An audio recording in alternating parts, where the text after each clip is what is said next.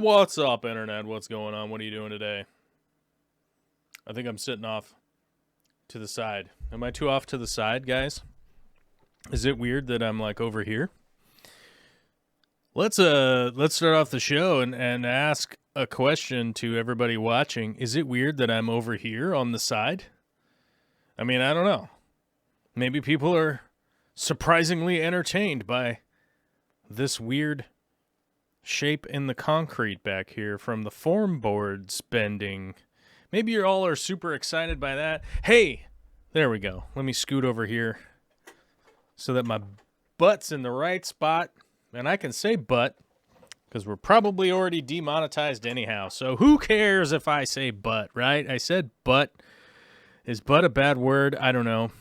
Probably, as far as the YouTube is concerned, it probably is a super, super duper bad word. Yeah. What's up, everybody? It's Monday, and I'm feeling a little bit weird. I'm a little out of my mind. Kind of tired, but who cares? No one cares about my own personal feelings when you come on to my own personal show. Right? What's up? It is Monday, June 15th, and if you went outside, you wouldn't know it. You would have no idea that it was June the 15th out here outside of my house.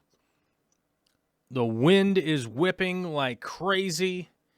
It is 50 degrees outside.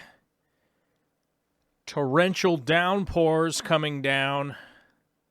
And I think if there was one person in the chat right now that could relate to what I'm talking about with this air quote summer weather that we're having, it would be Punchy Paints, one of our extraordinary moderators and one of our fellow extraordinary artists. Check out Punchy Paints if you want to check out some cool art. Also, the other day out there in her neck of the woods in Wyoming, it was snowing in June. A whole bunch of snow. A lot of snow. Not like, hey, the rain's kind of frozen. It's like, oh, the freeway's closed because none of the equipment was ready to go because there's so much snow on the ground, everyone's going to crash their car kind of snow. Which, I don't know. I guess that's just so 2020 of the weather, right? We got murder bees. We got crazy weather. We got pandemics. We got the coronavirus. We got protests in the streets. I don't know what to tell you. I don't know what to tell y'all, but 2020 is a crazy year. It is bonkers. I don't know what is going on. We have mushrooms growing in our lawn. It has been raining so much. I don't know what is going on with this. This year 2020 just feels like it's going on. It's going to go on forever. It feels like it's going to go on forever. I don't know what to tell you guys. I hope everyone is staying sane out there. I love you guys, and I hope just stay safe or something. I don't know. I don't even know what to give people the advice anymore because every day.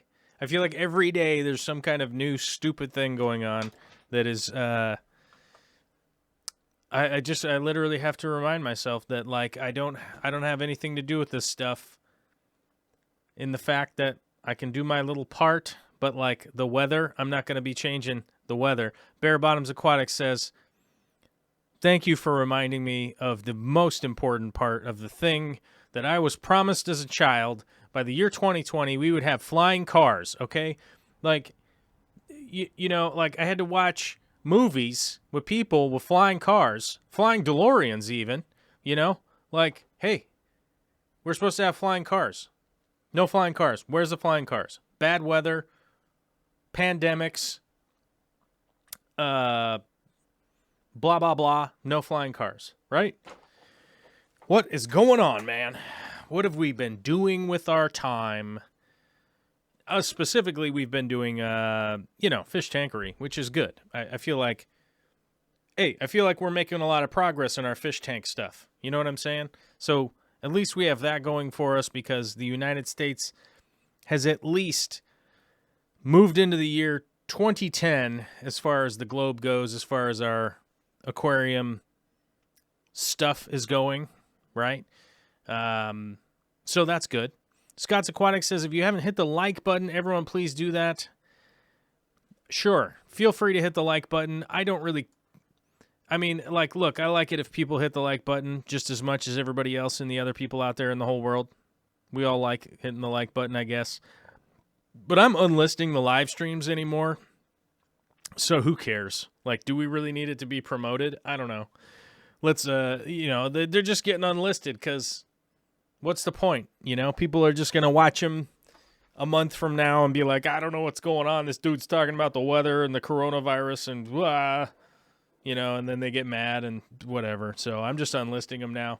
And if people are wondering why I'm unlisting them, it's I can literally go over to the standard YouTube analytic blah, blah, blah, which you guys don't care about YouTube analytics. But instead of averaging negative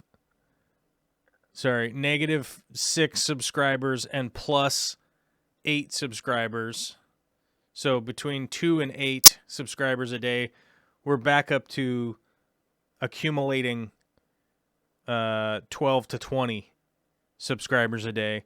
So does that matter? I don't know, but just going to keep trying this for a while, and we'll see how it goes. But I'm happy to answer any kind of YouTube-related fish question nonsense that we could do with aquariums, and we're going to do that, so we'll get to that here in just a minute. I want to say what's up to everybody in the chat because I like doing that, and I'm going to continue doing it, and these will be unlisted anyhow, so no one can be offended later on that I said hi to people. Big D Smoke, Fish Tank Barn, James Shepard, Dank Tank, Scott's Aquatics, Mike Kinseth, Fish Eye on Tanktics, Bare Bottoms Aquatics, Lord Getface, Punchy Paints, Rumbust, who was first to the chat today, by the way. Shout out to Rumbust, number 1 in the hearts, number 1 in the charts. John Hartwood, Cooley Kev, Ariel S, Michael Sar, what's up, my guy? Joel G. Oh, we got moderators here today. Don't worry about that. We got lots of moderators. Hey. James Shepard, I think I got everybody. I don't know. Let me see. Mikey Fishy, what's up, dude? And I think that's everybody. Oh, BCFR Aquatics, hello, hello, hello. What's up? And John Harwood, John Harwood. He's got that, Denver Broncos logo. I mean, I get it. But, Oh, and then I missed somebody right here. Hotea Marion. What's up, Hotea? Good to see you. And let's scroll back down here to get back to see what we're talking about. Michael Sar, what are the name of those gaskets you can use instead of a bulkhead? I don't know. He's asking about a gasket instead of a bulkhead. Oh, you mean like a slip gasket that goes in a hole?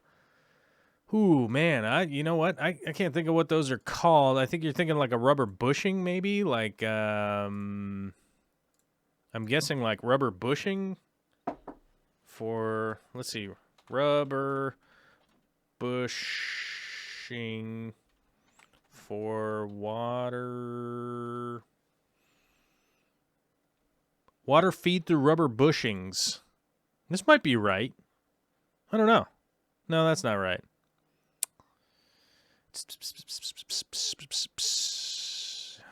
Don't know, Michael. I would love to answer that question, but I don't know. That's the best that my brain could come up with.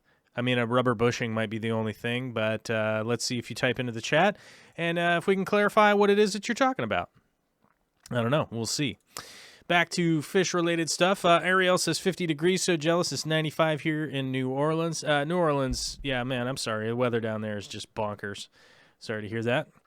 Weather's nice in Sweden. That's good. Mayan apocalypse is just 8 years late. Thanks, Lord Gitface. I hope this isn't the apocalypse because I got stuff to do next week. Hope they don't come visit me. Lots of outside tanks. I don't know what that was. Oh, fish tank barn. His yard was invaded by trash pandas last night. Yeah, good luck with the raccoons, man. I struggled mightily for quite a few years against the raccoon invasion. The trash pandas kept getting into my yard, and they kept getting into the garbage, and then they were digging up the garden, and then they got on the roof, and yeah, they were just a nightmarish, like, you know, it's like if a bear and a rat made a baby, that's what you end up with, and pretty much the end result's the same. It's just like, whoa, raccoons are annoying to have in your yard, you know? And did not enjoy it, did not have a good time. We did the catch and release thing, which technically is illegal in Washington, so maybe I did that, maybe I didn't do that. I don't know. You have no evidence, so you can't say that I did or didn't, even though I said that I may have done that. We just relocated them to another area, and it seemed like the right thing to do at the time. Found out later from the rodent control guy that he's like, you can't do that in Washington. And I was like, oh, well, I didn't know that. But then after the fact, I did. And I was like, that's a drag. I hope it all works out. And to the fullest of my knowledge, it worked out because we didn't have raccoons in the backyard anymore. I guess that's kind of a rude American human thing to say, but that's how it went down. That's how it went down, my bros. I don't know what to tell you, but they were no longer an issue. I try not to go the extermination route on the possums or raccoons or foxes or coyotes or any of that kind of stuff. Any of the bigger stuff, I kind of try to catch and release some other area. T-Shot said, what's up, my dude? I know I'm behind. I've been binge watching the Fish Talk series with Corey. Good stuff. You guys made a good team. I think we still make a good team. We just quit doing that show because it wasn't the brutal. If I want to lay it out for you guys, here's the brutal reality of why we don't do the real Fish Talk anymore. It wasn't that popular, and it wasn't that financially sustainable for us to continue to put our time into it.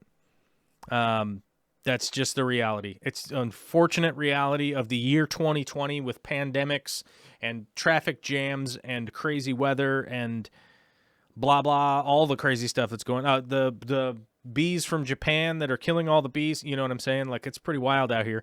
You know, in the year 2020, it just wasn't as popular as we thought that it would be. We did 50 episodes of them, and you know, here's a reality. Here's the reality that Corey and I had hoped. Corey and I had hoped that people would have liked it so much that it would have been popular. We could have continued doing it for a really long time. But unfortunately, it wasn't that popular, so we couldn't afford to keep doing it. You know? So, yeah, kind of sucks, but it was a lot of fun. And maybe we'll do a special edition of it someday or something like that if we can get our schedules to work out to make sense. But I wouldn't hold your breath. I would not hold your breath. And it's not in a bad way. It's just like, dudes, we're so busy that I don't know if we're going to be able to scratch out time to ever do another one. Sci-Fi Swordsman says, hey, Joel, I set up a bunch of DIY wicking barrels for my container gardening this past weekend. I'm using my water change water to load the reservoir, and I love hearing that. That is something that I 100% endorse. I like that. It's great to do some DIY stuff when you can. If it's something that you can work out, that's rad. And reusing water is rad. Reusing fish tank water is rad. It's just all rad. 2 points. 2 points for radness. So I'm into it. Let's see. Basement Pets says, do you have any experience with shell dweller cichlids? Yes, I do. I'm thinking of getting some for my 20-gallon high. My pH is about 7.5. How many would you start with? Any of the shell dwellers, I would start with between 6 and 8 because they're going to breed. So prepare yourself for breeding. Prepare yourself for some awesomeness. The last time I got shells for them, I went this route. Let me find a link. This is how I looked them up. Escargot shells. At the time,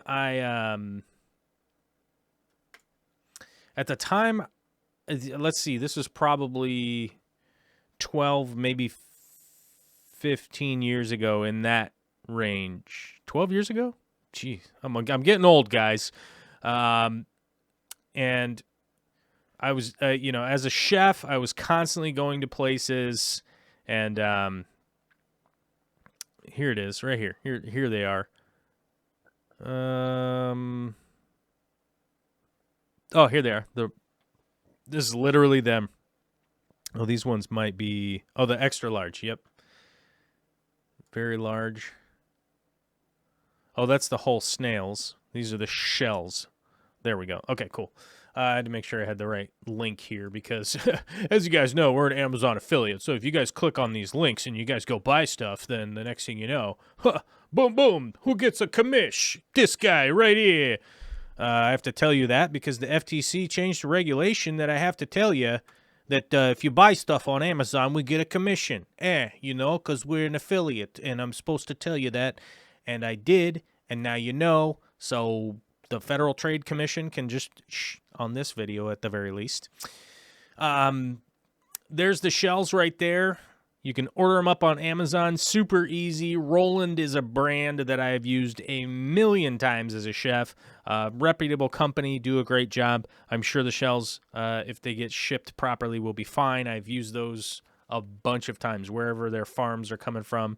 I can't tell you at this point in time, but trustworthy company, super good. Escargot shells. Boom, they work fine. Shell dwellers, yes. Your pH being about 7.5, that's fine. Just be sure to buffer the water a little bit, and you'll be fine, Which the easiest thing to do would be, what do you mean they're currently unavailable? No, they're available. The extra large shells are available. The giant shells are not available. And the very large, but the giant snails and the very large snails have the snail in them. You just want the shells. And they are currently available, as far as I can tell, unless somebody just bought them all. Yeah, you have to click over on the extra large shells. There you go. Roland has a bunch of links there because they sell the actual escargot if you want to buy the whole snails, which is apparently not available right now. So click over to the shells. The shells are available. That's what you need. You don't need the snail itself for shell-dwelling cichlids. You really don't. Where did my thing go? Oh, there's my window. And where'd my chat go? My chat disappears whenever I click off over to there. So let's try to remember to go over to this window in the future so I don't have to reopen all those windows again. There we go. As Bentley says, making those pennies after all the Amazon affiliate changes. Many American pesos. Yes, Amazon affiliate restricted their commission rates. They really changed them, and we don't make a lot off of Amazon. So feel free to use it as much as you want, and have no fear that I'm getting super rich off of it, because the person that's getting rich off of it is Jeff Bezos, not me. And trust me, I've mentioned Jeff Bezos a million times. Hey, guy, sponsor this damn show. But he doesn't want to sponsor the show because he's busy doing something else. Scrooge McDuck and his money. And he's probably, I don't know, sleeping on it or something. I don't know. I don't know what he's doing. Don't claim to know. Just friendly making fun of Jeff Bezos. Mikey Fishy with a $4 super chat says, who needs ad revenue when you've got super chats like these? It's a good point. Who needs revenue when you've got a super chat? Thanks, brother.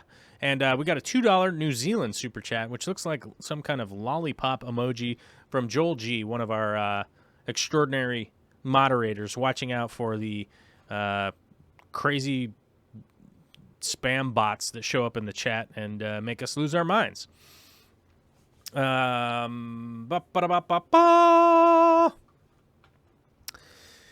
Let's see here.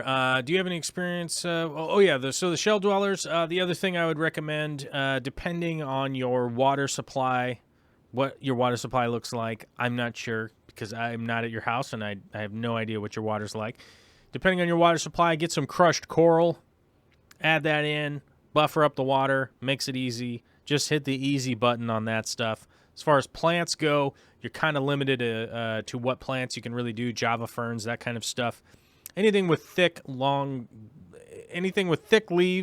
that take a long time to grow is generally a good plant to choose for a shell-dwelling plant, tank. But be aware, you're gonna have to build them up on a shelf above the fish and stuff like that. You're not gonna, the fish are not gonna be down with a bunch of plant matter and stuff down by their shells. So you could certainly Google search some images of cool planted tanks with shell dwellers, and you'll find a million really cool ideas. I do recommend magnets, some acrylic sheeting, and do some DIY stuff for a shelf like that, because that's probably going to be your best bet. Most of the shelves and stuff like that you're going to find out there are, $150 or whatever, and generally not the thing you're looking for. So think about making your own thing there. That's a great idea, because that's a good time too. The follow-up is sweet. Thanks. I will definitely get some. How would you buffer the water? Oh man, that's what I was saying. There you go. I was answering this question before you typed it in somehow, because I hadn't read it until just now. I have a little crushed coral. I heard that will work fine when you do water changes. Would I have to buffer it more? Generally, no. Just don't do gigantic water changes. Just do consistent water changes. Test your water, see what's going on. If you don't, if it's cycled and you don't have crazy nitrates or anything like that. But here's the easy thing with the shell dwellers. If you want to do some plants to help filter the tank, which I recommend, you could even just do some plants that are growing up above the water column. Drop the roots down into the water. Boom, boom. Go that route. You could even just do the pothos or something along those lines. Some easy spider plants, whatever kind of, plants around the house that you want to do, and you should be fine and dandy. Johnny Zelaya recently got a leopard puffer, and I'm venturing into brackish water. Are there some plants that can be grown in brackish water? My tank seems boring now. Yes, you want to literally look up, let me make sure I know how to spell it, halophytic plants. Am I getting that right? Let me see. Yeah, see, I was spelling it wrong. I definitely had to check that. So let's go like this. We'll go a little copy. I'll throw a little paste in the chat. That's what you're looking for. Halophytic plants. Halophytes are plants which naturally survive in a salt-contaminated environment and can tolerate salinity concentrations as high as 1 MnACl, which converts to 0.0011, right? Is that right? I think that's right. Let me check here. Let me figure this out. I don't know if you guys know what that's from, but hopefully you do. Let me find. Scrolling.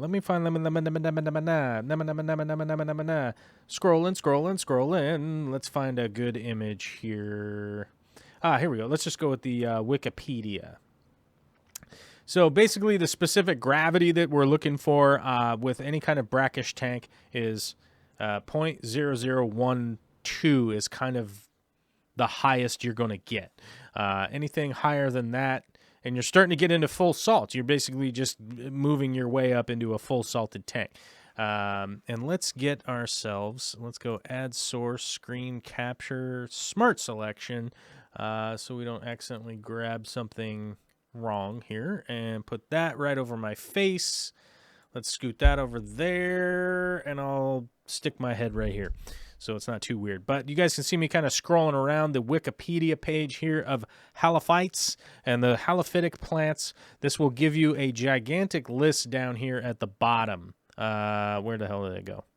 Here we go. So here's some examples right here of halophytic plants that do grow emergent above the water column, but this will give you a really good idea of some spots to jump off, because you're going to be able to find like the atriplex here, which I know I'm probably saying that wrong.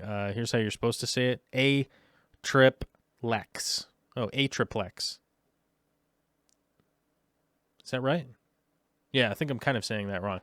Sort of right. But this is the salt bush. This is a plant that you see, and oftentimes you're down by the water, you're looking, and you're like, wow, that's a really weird, funky looking weird bush down here by the ocean. Yeah. All that kind of stuff you're seeing down by the ocean are halophytic plants. They're essentially grown in contaminated areas. Halophytic plants only began realistically researching halophytic plants around 1987, if memory suits correct. I might be off a little bit, but this portion of science is not as widely developed as you would expect. If you're somebody that's going into just a little bit of botany or whatever, and you're trying to figure out like what's going on, this is probably one of the areas as far as plants go and whatnot that you would be like, wow, there doesn't seem to be that much going on here. Now, there's quite a bit for the average person. Like you or I, you're like, wow, there's a lot here. But you put this into comparison of the rest of the research of plants out there, and you'd be like, oh, it's only a drop in the bucket compared to everything else. So they're always learning new ones, but this will give you an idea of like, where can I jump into some stuff? Where can I start to connect in a brackish tank whether or not this plant will grow or not? This is a good spot to kind of look around and be like, okay, wait, here's something that so Atriplex vesicaria. And so this is a bladder salt bush. Now, there are some vesicarias that grow underwater, so it's to start to give you an idea of like, let me get some jump off points and kind of go here to there and here to there. Now, I got into brackish tanks, growing plants and stuff in brackish tanks quite a few years ago. I got very excited about it, and since then, I've really not even put a whole lot of thought into it. So it's kind of, I'd be giving you terrible advice to be like, go get this plant, blah, So I'm trying to give you some tools to go look into what is available to you and what would likely be brackish in your market, which you'd be able to find. I don't know what is going on upstairs. The dog is barking. It's probably somebody getting a package dropped off. Let's check the old security cameras and see what's happening. Boop. Boop. Boop. Yep. Somebody dropped off a package. Looks like a square box of the square variety. You know what I'm saying? Squares, rectangles, and squares. Okay. Yep. Totally normal nonsense. Anyhow, so yeah, this hopefully will be a point for you to kind of jump off onto and go kind of find out what's in your area, what you can find, what you can connect the dots. There's a lot of Australian plants. There's a lot of American plants, and there's a lot of I don't want to say Southern Asian. That's not right. I want to think more Central Asia halophytic plants that are kind of existing and stuff. So that's where you'd want to be researching, looking around, seeing what is available to you and what you can order or not, and then go like, okay, let me give this a shot. Now, in my past, what I was doing is I was getting in plants, and then I would split them into two groups. I would grow one in fresh, and then I would grow one in brackish and see how well they worked out. Oftentimes, you'd find I'd need to drop the salinity a bit.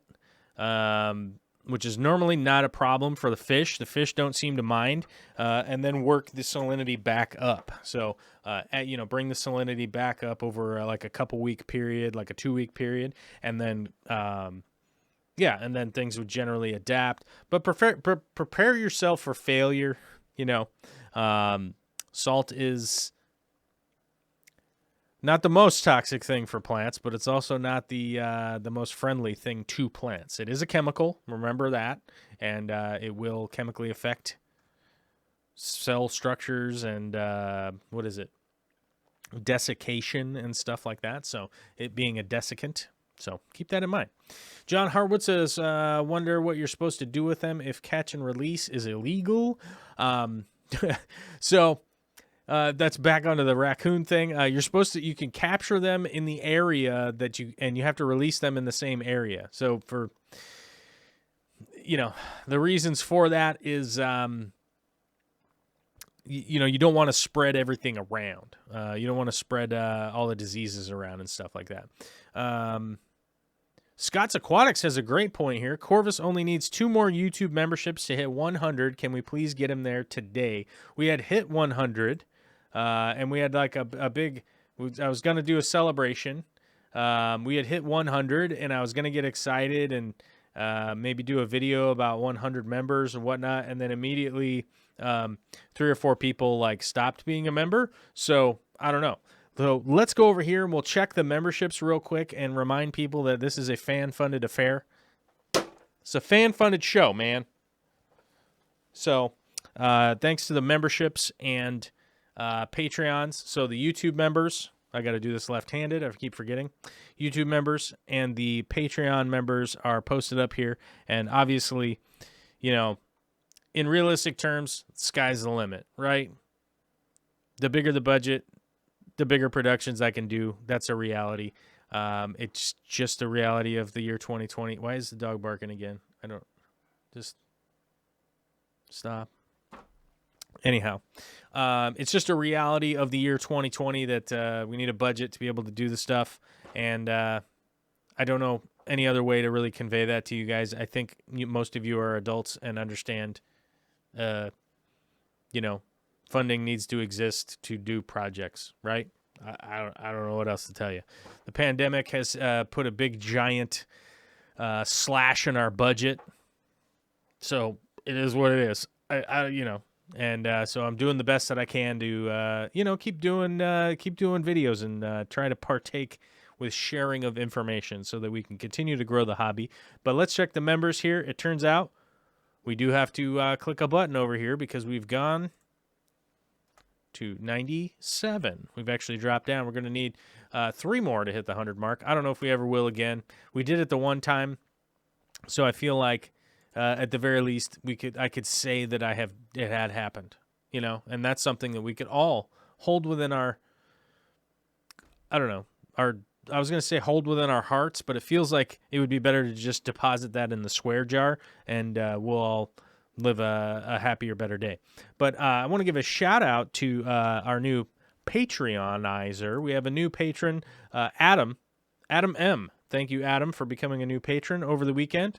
Mad props, my guy. And I do want to give a shout out to Harmony, who is our newest member on YouTube. Even though our members went down, we do have a new YouTube member, Harmony. Thanks, Harmony. I hope you're watching the show or whatever, and I can give you a shout out. And maybe you just like, oh my God, that guy said my name on the internet. And then you're like, oh, that's cool. Thanks, bud. And I'm like, hey, thanks, Harmony. And then it was like this weird conversation that I had with myself while y'all were listening. Rumbust with the 100. Thanks, my guy. Chevy Fish just showed up. What's up, Chevy? Good to see you. I've used Josh Modeste says, I've used rotting shrimp or pure ammonia for a fishless cycle. You can also use cycled aquarium sponge. Yes. Yes, you can. And yes, that is good advice. Many years ago, I did the I'm going to add a dead shrimp. And it works. It creates ammonia in the water, and it will create the bacterial response to create a cycle with the denitrification process. It will happen. It's a weird thing to do because the other thing I do is use a cycled aquarium sponge. I do that all of the time. That is my thing. We got a $20 super chat from my man, Steve Baratyke. What is up, Steve? Matter of fact, I saw Steve in person yesterday. Very lovely fellow, and I hope to see him again. And I think I will see him soon. I'm wagering. I'm placing a bet on it. A gentleman's wager. There's no money involved. But a big old $20 super chat, my guy, says, is adding fish a necessity, or I don't know if I know how to read, sorry. Is adding fish a necessary part of cycling a tank? If no, what can be used to replace the fish waste? Yeah. So Josh was actually answering that, and I probably should have read that beforehand, but yeah. But yes, you can actually just add ammonia. It's pretty easy. You could order up some ammonia on Amazon or something like that and just do a drop of it a day or a drop of it every third day or whatever you want to do. Or you can add just like a dead frozen shrimp from the freezer. Throw it in there. Kind of stinks, but it will cycle the tank. But what I typically do is I take media or sponge from a tank that I know verified is cycled and move it over into the a new tank and just leave it in there because it will have bacteria on it. The bacteria will propagate. Nowadays, I will just add a little bit of fish food to the tank, but also one of the benefits of using professional aqua soils like I do, it will add a little bit of ammonia to the water column for that period of time where it's breaking in. It does release a little bit of ammonium into the water. And, helps that cycle go and gives food for the bacteria. Bacteria feeds, breaks the ammonia down into nitrite, breaks the nitrite down into nitrate, easier uptake for plants. Hey, boom, boom, boom. That's like the circle of life. And I hope I don't get sued by Disney for saying the circle of life, right? I can legally say the circle of life, or is Disney going to send stormtroopers in here to take me out? That is something that we should probably all take into consideration in the year 2020, is that Disney is probably going to start sending in stormtroopers, right? I think we all know that it's a possibility. So we should just remember not to step too hard on Disney's toes, right? I think I'm caught up with the chat. Man, that is weird. It's pretty early to be caught up with the chat because, you know. The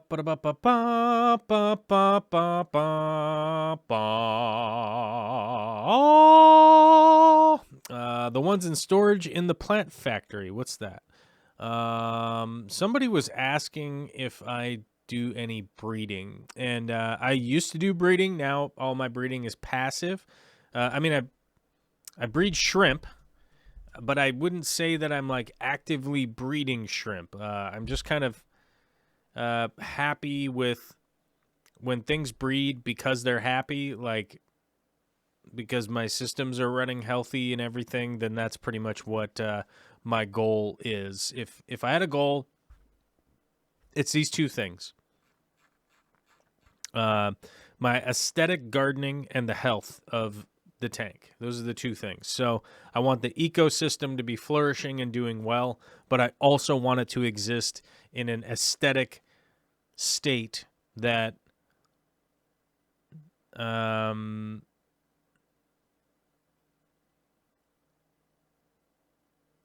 is beneficial to my psyche.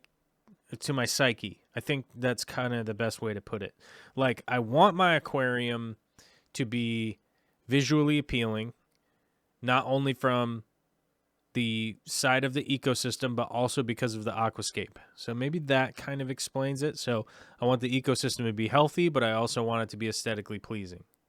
Those two things. Those are the main two things that I kind of work on. I I know that some people get tired of these like super manicured tanks, which I don't typically do those. Although mine are kind of mine are pretty well maintained, I would say, but I wouldn't say that they're like manicured to the point of weirdness. Why is my stream's bitrate low? Oh, I guess we had like a bit of a dip in the stream's bitrate. I don't know why. It says that my bitrate is only 7,400, which says I'm sending 19,000, which is weird. I don't know. Maybe the show will get all screwed up and people will be like, oh man, it was unlisted anyhow. It's not like I watched it. But yeah, I want to have that maintenance, but I also want to have the ecosystem to be happy. So, I mean, as much as I would like to get back to, just having a bunch of buckets and, breeding betas and breeding shrimp and, breeding, killifish and breeding guppies and breeding all the stuff that I was doing previously, I don't think that exists for me at this point. I currently have bristlenose, super red bristlenose plecos that breed.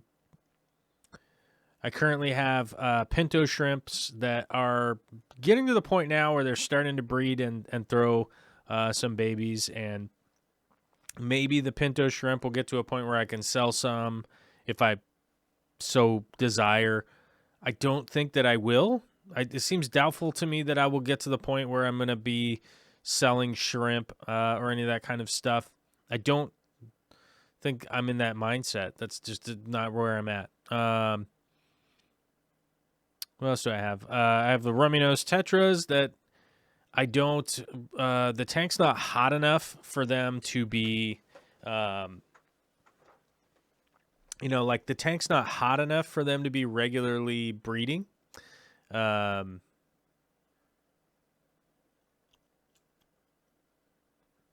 me see what's going on here. Why is my broadcast weird? Huh. Let's open the widget. Warning.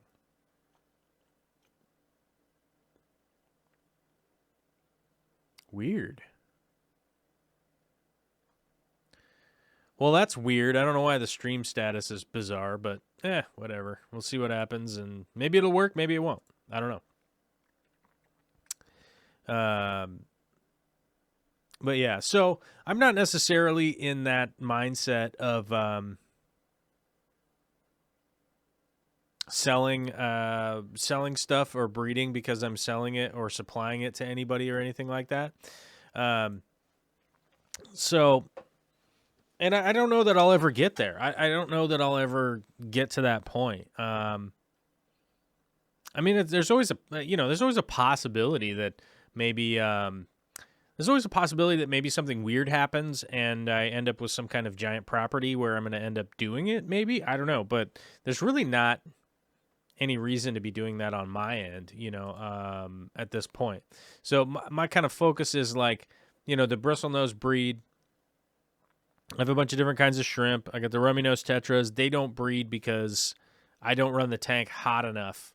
You realistically need the tank to be like 85 degrees, somewhere around there. You got to have it real hot for them to be breeding. And, my tank's at like 74, 72, right in there, which works pretty well for me. And I don't have any reason to like jump it up by 10 degrees just so I can get the rummy nose tetras to breed. Like I don't have that crazy motivation to be like, I gotta be breeding stuff. And I've never really been in that mindset, even though I was doing that in the past. I was kind of just doing it just so that I could be like doing it. I think that was the whole reason why I was breeding. I wasn't really doing it for money. It wasn't that whole, you make some money off of it or whatever, but it was never like, man, this is my this is my end game or anything like that. I really was not in that headspace of like trying to make a business out of breeding fish and stuff like that.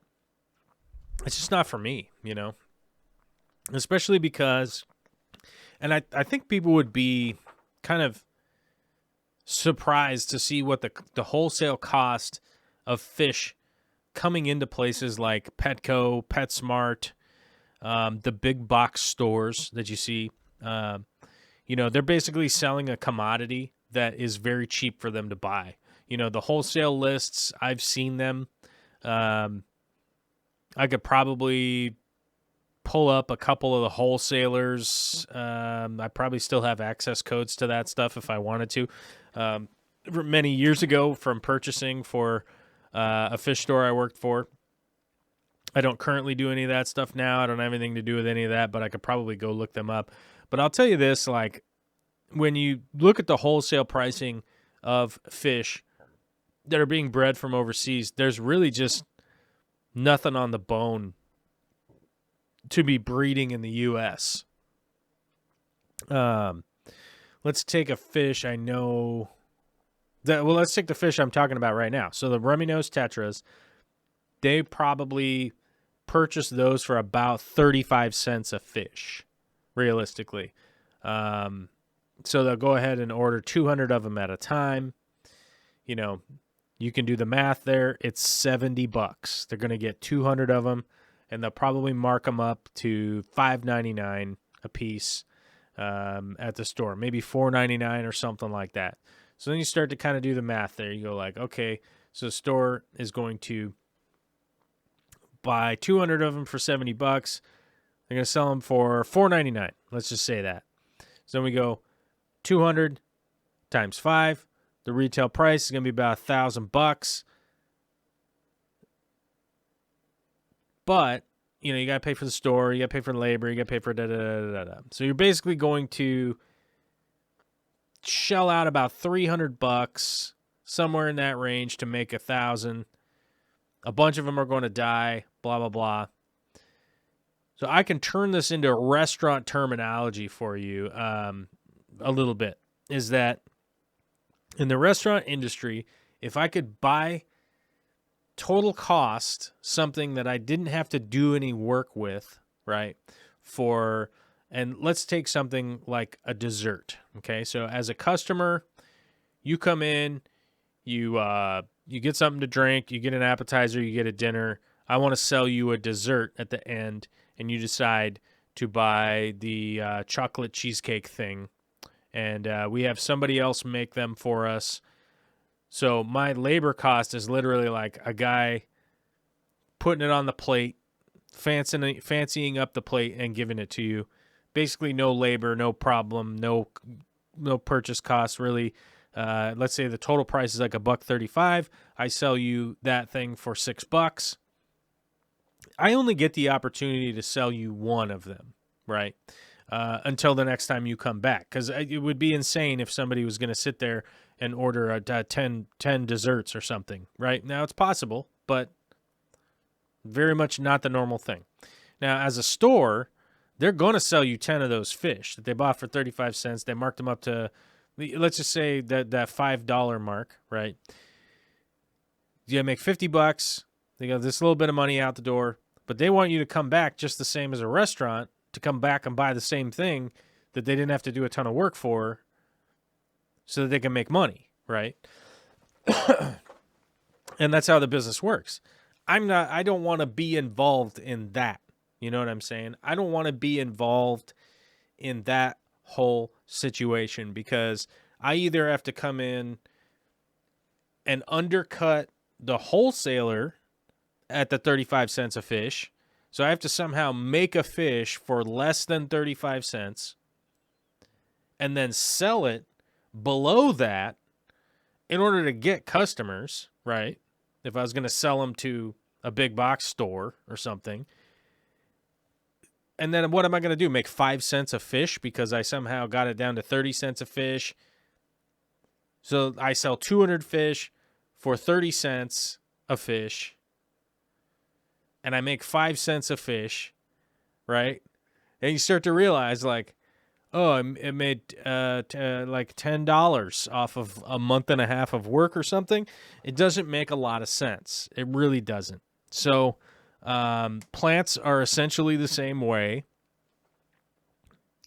And so then the option would be, oh, maybe I could get into on the retail side, but I don't want to do the retail. That's not something I want to do. I don't want to be selling stuff to people.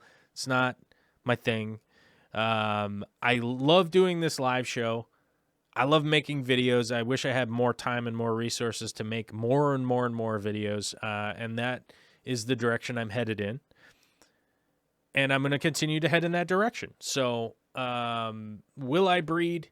Probably, but I'm just going to be breeding because it's happening in my aquariums. And that was like the most long-winded answer for something that probably didn't need to happen. But I appreciate you for hanging around through all of these outages.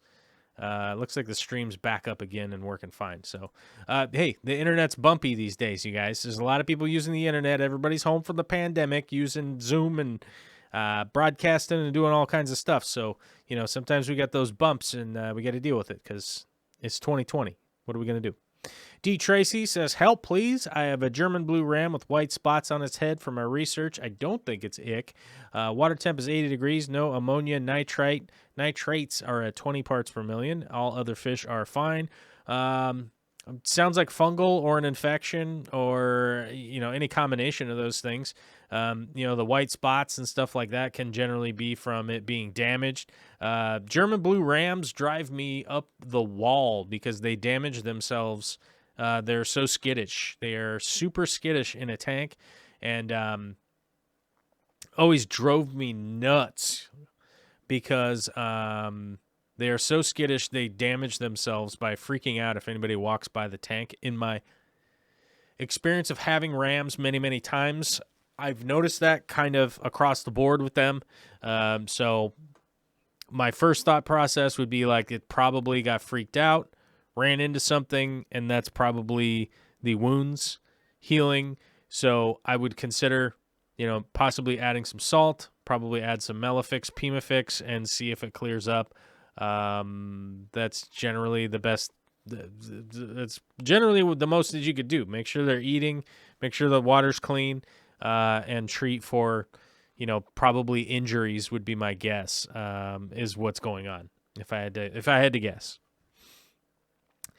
Steve Beartyke says, would love to publicly thank Joel for his generosity, both time and materials. Spent an hour of his Sunday delivering plant cuttings and some great wood pieces, a small load of spiderwood. Yeah, hey, man, I got my local guys like Steve. I got to drop off some plants and stuff. Got to do it sometimes. Sometimes the gods say that the schedule will work and a thing will work, and hey, I'm all for it when I can. I make no promises to anyone, but sometimes the things just work out well. Speaking of making promises, I do have some packages I'm going to have to ship off here pretty soon. I'm getting ready to make good on some promises to a couple of people like Preston and Shelby Ray, So you know who you is, but I'm going to get those sent out here pretty soon because it's going to happen. Pipe X with a $1 super chat. Thanks, my guy. Good to see you today. It says, is the stream lagging for any of you? Yeah, it's just the internet. There just isn't much I can do on my end. And I'm not sure why that would be happening, because it would take me a long time to figure out why the internet sometimes is not working right. And I don't know that I could do it during the show, but yeah, it's sending up some warnings to me every once in a while. HC Aqua says Rams beat each other up. Yeah, they do. They definitely do beat each other up. And they get freaked out. And, yeah. Darren DeRoos, I think the networks are all messed up nationwide. Yep. You're probably right. Darren also says, is it possible to have Ludwigia arcuata and palustris thrive in a non-CO2 tank, or will I just have to deal with the bottom leaves dropping off? Dose Thrive C twice a week. And the water temp, is 78. Yeah, I mean, yes, it's possible to pretty much grow any plant in any situation. If you really have like most of the elements working well, CO2 is not necessarily necessary. My advice is to get CO2 though. It's affordable now. It's not that cost prohibitive like it used to be.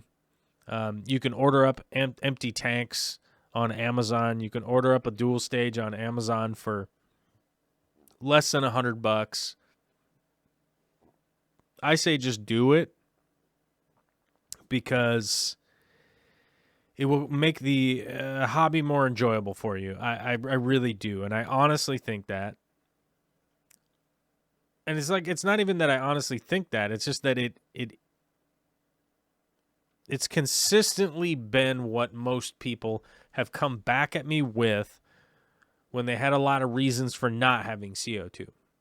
And I was even talking about this just a little while ago, maybe 2 shows ago, something like that, which was I try to encourage people to not be in the collectoritis mode, and possibly consider the option of doing like a couple of aquariums that are just top notch versus a ton of aquariums that are maybe most people don't have the amount of time to really dedicate to 30 tanks being amazing, right? It's just a reality. Like, if you're working a job, if you got a kid, if you sleep, if you eat food, if you have a lot of other things going on in your life that are virtually impossible to eliminate, right? Like, everybody's got to have a job. I have a job. Everybody's got to sleep, barring weird medical intervention kind of nonsense that I don't endorse. I'm 6 years sober, this guy right here. But and everybody's got things going on that they got to do. And so I just really would like people to kind of consider like making something awesome as opposed to collecting a whole bunch of, and I feel like CO2 is the stepping stone for people to go like, oh, wait a minute, this is something I could really do and take it up another notch.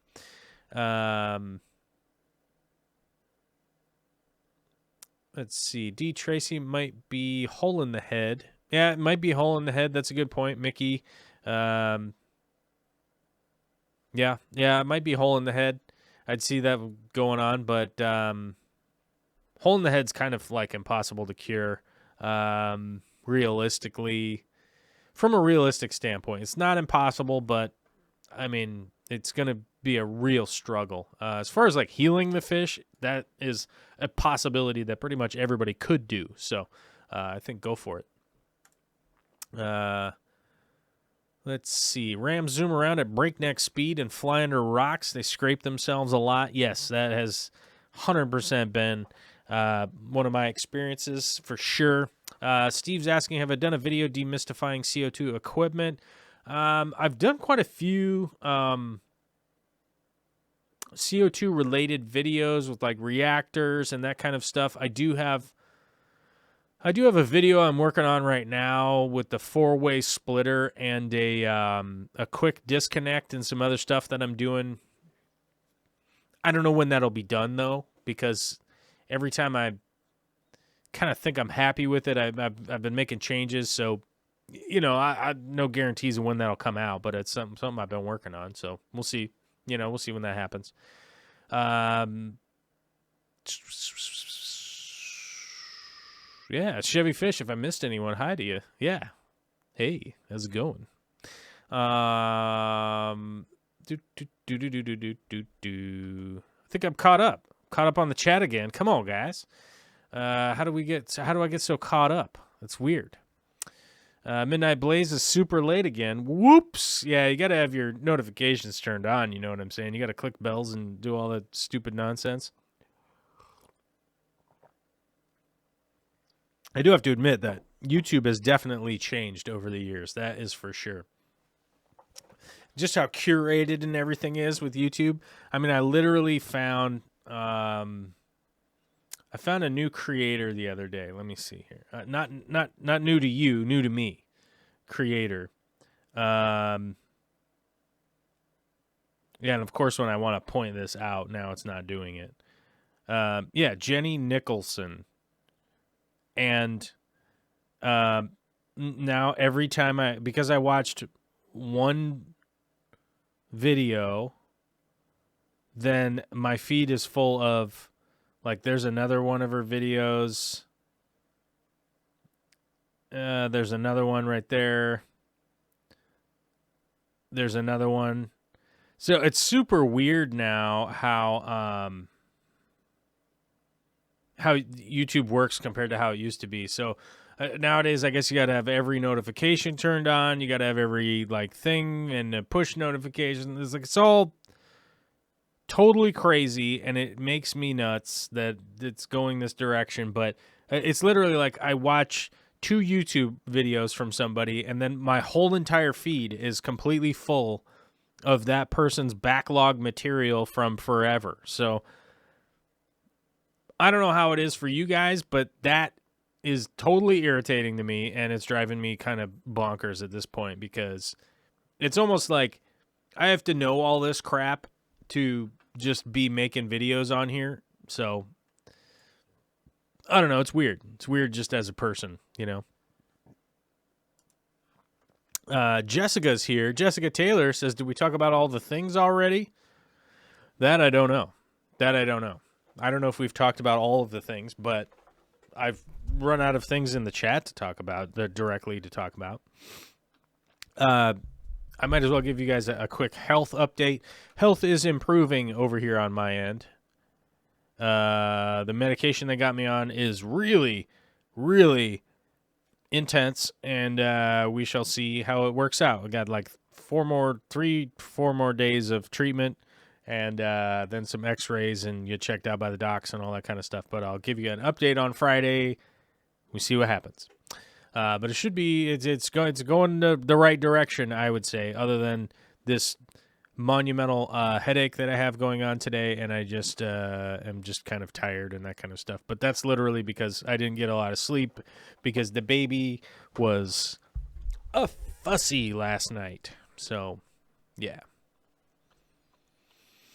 Lord Getface says, a while back I watched a video about water pumps for caravans, and I got a ton of van life videos in my feed. Yep, it's super weird. So I literally have been going back and like unsubscribing to all of these channels that don't like do anything anymore and that kind of stuff, and try and figure out how to like navigate YouTube so I can like listen to the stuff that I want to listen to, and then not just be like one thing. Because I don't normally watch YouTube. I normally just listen to YouTube stuff. I don't know if you guys do that, but I generally speaking, I don't watch the videos. I just listen to whatever the hell's going on. Like, I just have it playing on the radio or on headphones or something, and just kind of listen to what's happening.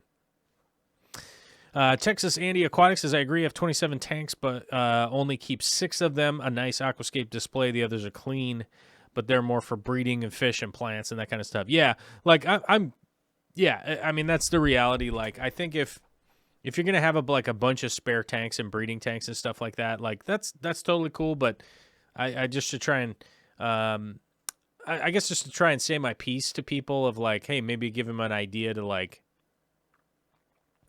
oh, maybe I should dial down what I'm doing so that I could make some more impressive product, I guess, with your time.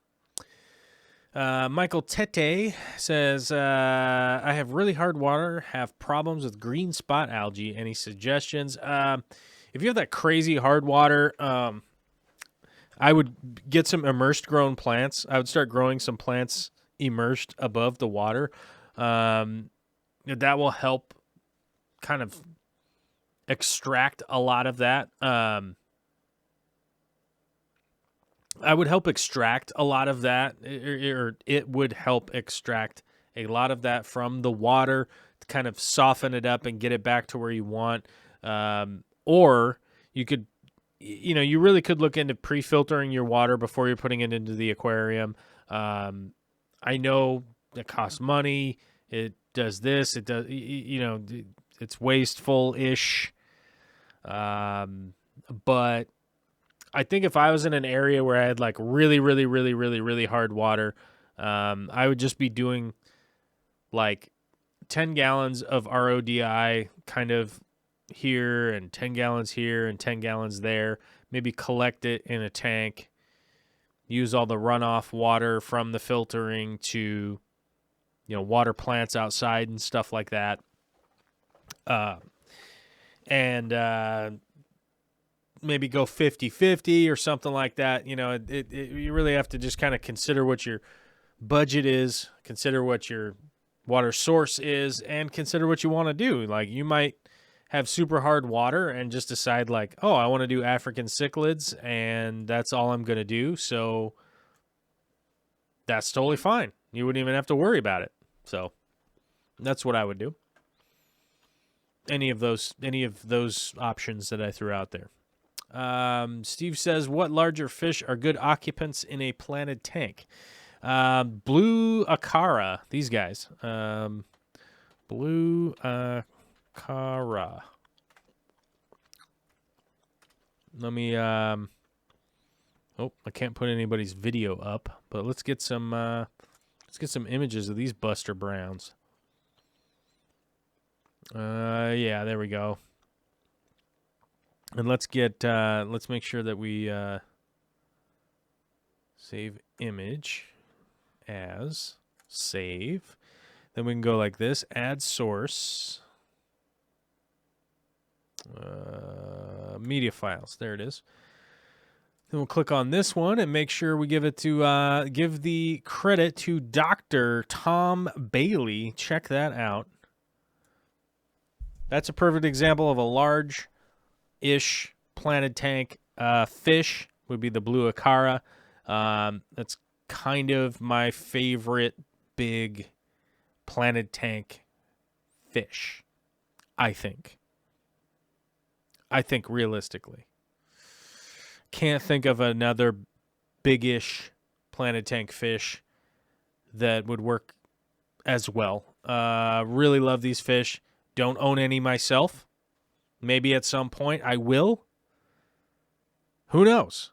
Sky's the limit, guys. But that's the fish I would say, a large one for a planted tank. That'd be my best advice off the top of my head. There's probably something else that's lurking around in my brain pan that may or may not be there. Who knows? D. Tracy, thanks for the feedback. I have a supply of meds from the Aquarium Co-op, courtesy of a friend in San Francisco. Yeah. Awesome. That should work. Could you recommend a decent CO2 system with a solenoid that won't break the bank? Hell yeah, I can. It's in my Amazon store, brah. That's like super easy. Let me go to my friggin' Amazon store. My Amazon store over here. Where is it? Well, it would help if I had the buttons ready, the links, copy URL. So I have to click the copy URL button, then come over here to the chat window, then click here and hit paste, and then hit enter. So there's my store. You can go there. I can also go there. I think I recently added one in there. Yes, it looks like. Here's what's funny. So CO2 Art makes really good dual stage regulators with little manifolds, with the bubble counter, with the needle valve, with the electric solenoid, and they're pretty expensive. Now, F-Zone, whom I don't know them, I don't know anything about them, but it has popped up on Amazon that F-Zone most likely went to whoever makes CO2 art stuff. And that means they probably went to China. They probably went to wherever, who knows, wherever the stuff's being made. And they went, and it looks like they went and bought all of the same stuff that CO2 art uses and rebranded it with their name on it. And they're selling it much cheaper. So as a guy who's not sponsored by anybody, which I will tell you, I have tried to get sponsored by companies. I'm just so irritated by it that I'm not worried about it anymore. I just don't care. These stupid companies can go screw themselves. All of them. Just every company ever. You guys get jokes. It's just the whole sponsorship thing is just a mess. And so I'm saying that, like, as a consumer, that appears to be the exact same parts, right? Like this, the needle valve, manifold block, bubble counter, right? This is the same ones I've gotten from CO2 art. And it seems like F-Zone's using the exact same ones and the exact same regulator. It just says F-Zone on it, and it's just cheaper. So if I was you guys, I would buy the cheaper branded one that maybe doesn't have a fancy emblem on the side of it that says a thing, and just do that. I don't know. Maybe it'll save you some bucks. Seems important to me at this point to get quality products at the cheapest price because it's 2020, bros. It's raining cats and dogs. It's raining frogs. We've got a coronavirus. It's just nuts. Michael Tete says, $5 super chat. Thanks, my guy. Says, thanks for answering my question. Do you love the huge tanks with small fishes? It feels like nature where you're exploring your own tank every day. I do. I do love the huge tanks done up like they're small tanks, you know? I think that's always been one of the things about aquascaping that kind of drives me nuts is that somebody will post an image of an aquarium that is just manicured. It's dope. You're like, oh, my God, that's so rad. And then you find out that it's 11-gallon tank, you know, and you're kind of like, huh? That's a paperweight, bro. What the hell? Okay, I guess that's how you keep it super manicured because it's tiny. The smallest tank I have right now is 60 gallons. That's a 60-gallon cube. All my other tanks are 120-gallon, 150-gallon, and 240-gallon. So I like to do the big tanks as if they're a small tank. Yeah.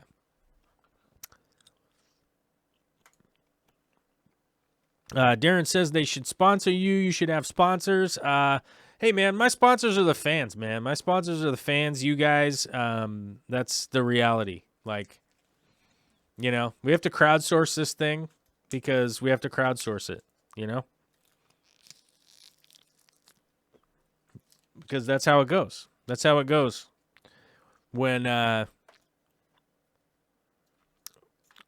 you look like this and when you just are who you are, we've got to crowdsource this damn thing because that's how we do, you know? Jeff Bezos never came through, you know what I'm saying? And to be brutally honest with you guys,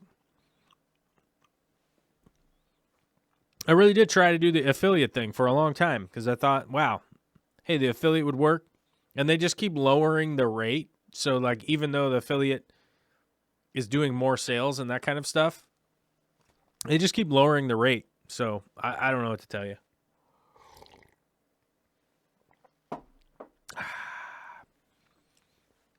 I think, honestly, it's a better position for me to be in that if we're fan-funded because it doesn't behold me to, like, tell you anybody is better than anybody else, right?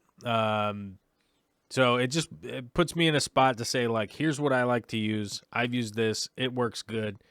This works not good. Blah, blah, blah. And it works. I think realistically, it's just going to be fine that way. I think, and just keep going. Just keep going with stuff and don't worry about the concerns of other groups of people trying to resell you stuff and make money off of it. So I think it's just a better spot. I don't know. But just personally, I feel that way. All right. The internet is being super duper choppy, crappy McCrapperton. But hey, so I think what we're going to do is just kind of end the show today because I really think I'm going to go get some Tylenol. My head is pounding. And I want to... Whoa, sneeze. That was weird. And I also want to make sure that I don't get a migraine because that will be bad. You know what I'm saying? So, viewer activity, Joel G, Mikey Fishy, Steve Baratyke, PipeX, and Michael Tete. So, thank you guys for sponsoring and super chatting and doing all that stuff because I very much appreciate it, and I hope you know that. And I'm going to do my thing to say, hey, thanks. Appreciate it. Appreciate you. Hope everybody continues having a good time. I will finish editing some videos so you guys will be able to watch some of the stuff that I've recorded over the last little while. And you'll be able to check that stuff up. Yeah. Yeah. All right. I guess I'll see y'all on the other side of whatever side of the